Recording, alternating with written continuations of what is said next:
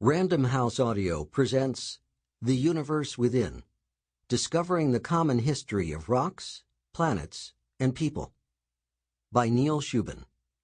Read for you by Marc Cashman. Prologue. Having spent the better part of my working life staring at rocks on the ground, I've gained a certain perspective on life and the universe. My professional aspiration, uncovering clues to the making of our bodies, lies inside the baked desert floor or deep within the frozen Arctic. While this ambition may seem eccentric, it is not much different from that of colleagues who peer at the light of distant stars and galaxies, map the bottom of the oceans, or chart the surface of barren planets in our solar system. What weaves our work together are some of the most powerful ideas that mankind has ever developed, ones that can explain how we and our world came to be. These notions inspired my first book, Your Inner Fish. Inside every organ, cell, and piece of DNA in our bodies lie over 3.5 billion years of the history of life. Accordingly, clues to the human story reside within impressions of worms in rock, the DNA of fish, and clumps of algae in a pond.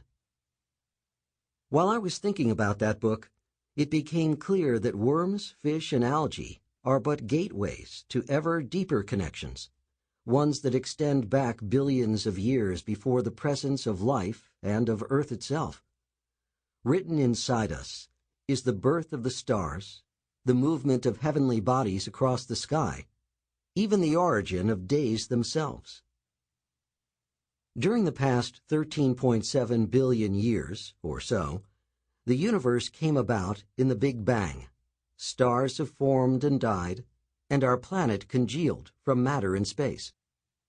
In the eon since, Earth has circled the sun, while mountains, seas, and whole continents have come and gone. Discovery after discovery in the past century has confirmed the multi-billion-year age of Earth, the sheer vastness of the cosmos, and our species' humble position in the tree of life on our planet.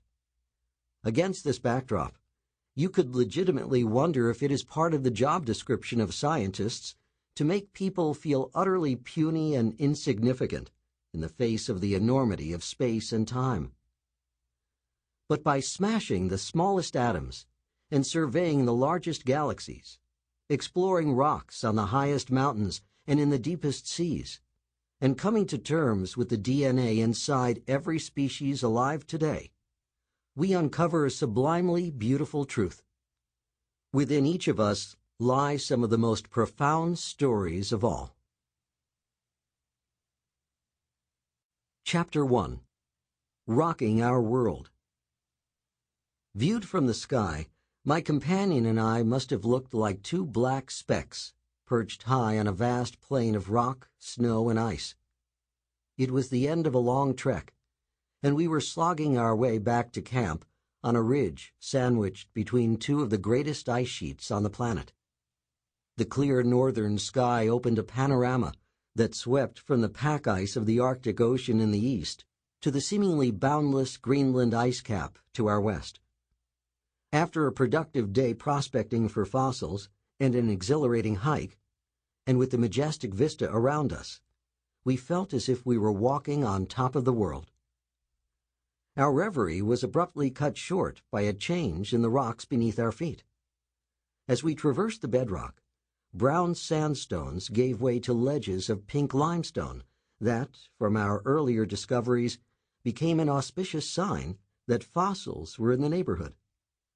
After we spent a few minutes peering at boulders, alarm bells went off. My attention was pulled to an unusual glimmer flashing from a corner of a melon-sized rock. Experience in the field taught me to respect the sensation triggered by these moments. We had traveled to Greenland to hunt for small fossils, so I hunched over my magnifying lens to scan the rock closely. The sparkle that arrested me sprang from a little white spot, no bigger than a sesame seed. I spent the better part of 5 minutes curled up with the rock close to my eyes before passing it to my colleague Farish for his expert opinion.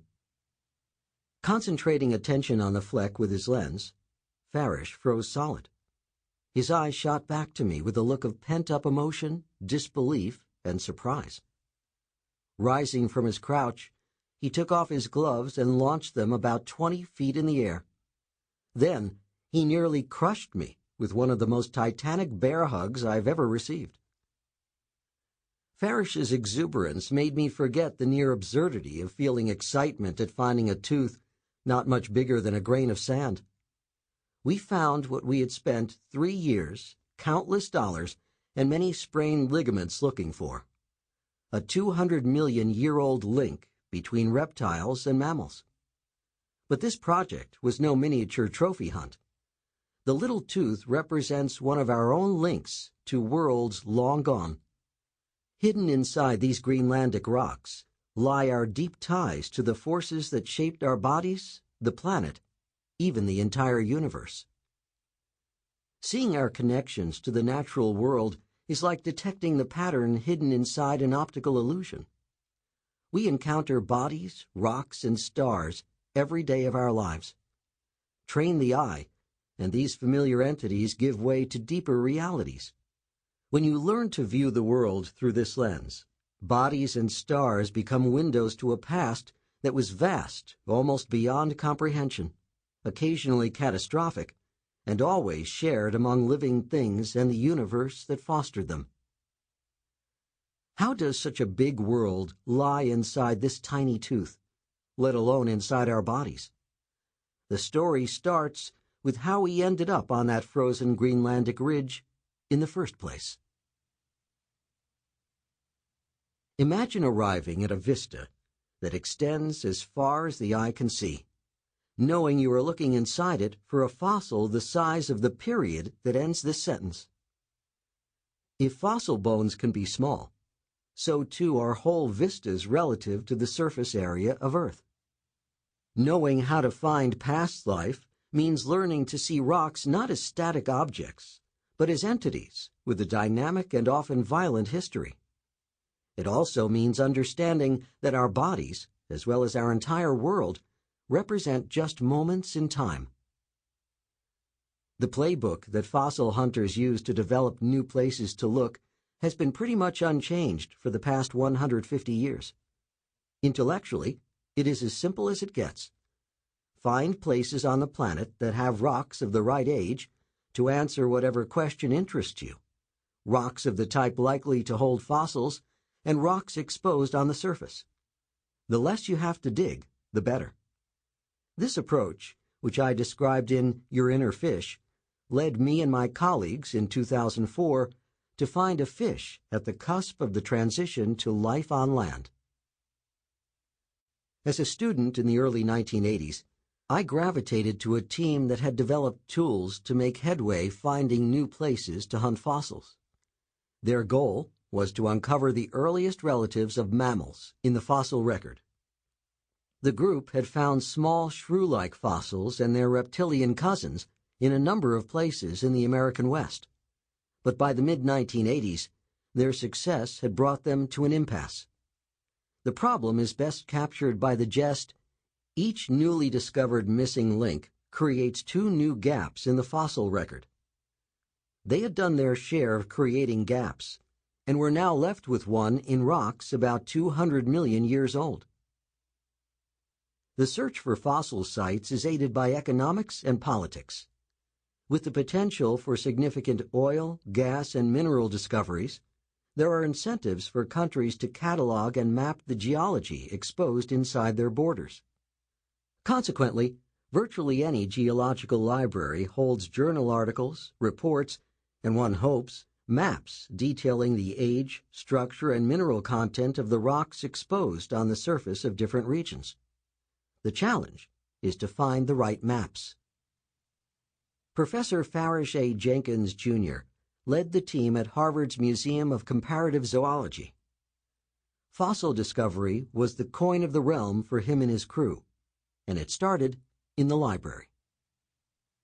Farish's laboratory colleagues Chuck Schaff and Bill Amaral were key in this effort. They had honed their understanding of geology to predict likely places to make discoveries. And importantly, Sample complete. Ready to continue?